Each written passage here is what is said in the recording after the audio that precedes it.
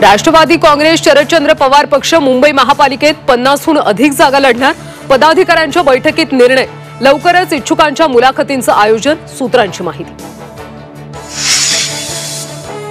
सैफवर हल्ला करणाऱ्या संशयित आरोपीचा आणखी एक व्हिडिओ समोर। हल्ल्यानंतर संशयित आरोपी दादरमध्ये फिरत असल्याची दृश्य सीसीटीव्हीत चित्रित। अभिनेता सैफवरच्या हल्ल्याला धार्मिक रंग देणं चुकीचं। जिशान सिद्दीकी यांचं वक्तव्य। मुंबईतला वांद्रे परिसर सुरक्षित नसल्याची व्यक्त केली खंत। वाल्मी कराड विष्णू चाटेच्या खंडणी प्रकरणाची सुनावणी 20 जानेवारीला होणार।